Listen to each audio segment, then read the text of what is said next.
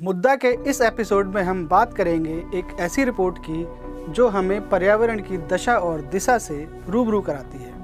हर साल विश्व पर्यावरण दिवस के मौके पर जारी होने वाली यह रिपोर्ट उन तमाम मुद्दों पर रोशनी डालती है जो हम पर असर करते हैं। इस रिपोर्ट का नाम है state of India's environment 2022 in figures. संक्षेप में कहें तो SOE 2022 इन फिगर्स। इससे पहले मैं आगे बढ़ूं, मेरी अपील है कि आप डाउन टू अर्थ के YouTube चैनल को सब्सक्राइब कर लें। यहाँ आपको पर्यावरण के तमाम विषयों से जुड़े ढेरों वीडियोस मिलेंगे। अब बात करते हैं state of India's environment 2022 in figures report की। 280 पेजों की इस रिपोर्ट में इस साल कुल 17 विषयों को शामिल किया गया है। रिपोर्ट में शामिल कुछ चुनिंदा विषयों पर हम चर्चा करेंगे। सबसे पहले बात जलवायु की। रिपोर्ट में कहा गया है कि इस साल मार्च में भीषण गर्मी पड़ी, जिससे लू चलने की घटनाएं बढ़ गईं। इस गर्मी के चलते उत्तर और मध्य भारत में आगे के महीनों में भी लू काफ़ी हद तक बढ़ी।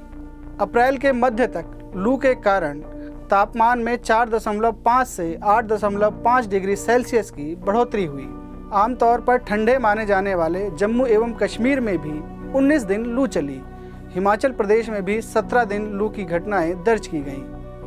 इस राज्य में पहले कभी लू नहीं चली थी। साल 2021 में बारिश, बाढ़, भूस्खलन, ओलावृष्टि और बिजली गिरने जैसी तमाम प्राकृतिक घटनाओं के चलते 1750 लोगों की मौत हुई। दूसरी तरफ प्राकृतिक आपदाओं से बचाने के लिए सरकार द्वारा किया जाने वाला खर्च भी 30% कम हो गया। अब बात कृषि की। रिपोर्ट बताती है कि 2012-13 से 2018-19 के बीच ग्रामीण भारत में खेती करने वाले किसान परिवार 4% कम हुए हैं। खेती से जुड़े किसान परिवार 57.8% से कम होकर 54% ही बचे हैं। 1 हेक्टेयर से कम जोत वाले सीमांत किसानों की संख्या बढ़ी है। ऐसे किसान 69.44% से बढ़कर 70.4% हो गए हैं। किसानों पर कर्ज का बोझ भी बढ़ रहा है। 5 साल के अंदर एक किसान परिवार पर कर्ज की राशि 47,000 से बढ़कर 74,000 हो गई है। रिपोर्ट आगे बताती है कि किसानों की औसत आय में 60% की बढ़ोतरी तो हुई है, लेकिन कृषि उपज से आय में 23% की गिरावट आई है। किसानों की अधिकांश आय पशुपालन और मजदूरी से बढ़ी है। इसका सीधा सा मतलब यह है कि किसान खेती छोड़कर मजदूर बन रहे हैं। रिपोर्ट आज़ादी के अमृत महोत्सव वर्ष यानी 2022 में हासिल होने वाले लक्ष्यों पर भी रोशनी डालती है। सरकार ने मौजूदा वर्ष में कम से कम 17 लक्ष्यों को हासिल करने का लक्ष्य रखा है, लेकिन इनमें से 15 लक्ष्य हासिल नहीं हो पाएंगे। इन लक्ष्यों में सभी के लिए आवास, किसानों की आय को दोगुना करना, अर्थव्यवस्था को $4 ट्रिलियन तक बढ़ाना, विनिर्माण क्षेत्र की विकास दर को दोगुना करना, महिला श्रम की भागीदारी को 30% तक बढ़ाना, भूमि रिकॉर्ड को डिजिटल करना, शहरों में PM 2.5 का स्तर 50 माइक्रोग्राम प्रति क्यूबिक मीटर से कम करना, कुल वृक्ष आवरण को 33% करना, अक्षय ऊर्जा को 175 गीगावाट तक बढ़ाना, सभी घरों में सुरक्षित पेयजल उपलब्ध कराना जैसे लक्ष्य शामिल थे। धीमी प्रगति के चलते सरकार ने कुछ लक्ष्यों को 2024 तक बढ़ा दिया है। सस्टेनेबल डेवलपमेंटल गोल्स 2030 जो है, ये बेसिकली एक 17 गोल्स है जो ग्लोबली हर एक देश कोशिश कर रही है अचीव करने के लिए। इंडिया भी उसमें शामिल है। तो उसमें इंडिया के पर्सपेक्टिव से इंडिया में एक नेशनल इंडिकेटर फ्रेमवर्क बोल के एक बॉडी है जो सरकारी बॉडी है। उन्होंने कुछ 200 करीबन 300 के करीबन 295 इंडिकेटर्स उन्होंने आइडेंटिफाई किया है कि इन इंडिकेटर्स को अगर हम लोग ढंग से मॉनिटर करेंगे तो इंडिया का जो प्रोग्रेस है SDG में वो समझ में आएगा।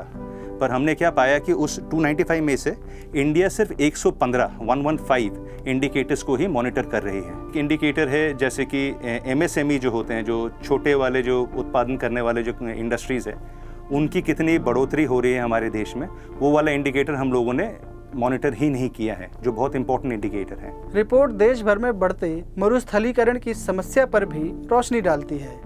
रिपोर्ट में कहा गया है कि देश का 30% भौगोलिक क्षेत्र मरुस्थलीकरण की चपेट में है। पिछले 15 वर्षों में 30 लाख हेक्टेयर भूमि की गुणवत्ता खराब हुई है। सबसे खराब स्थिति राजस्थान, महाराष्ट्र, गुजरात, लद्दाख, कर्नाटक, झारखंड, ओडिशा, मध्य प्रदेश और तेलंगाना की है।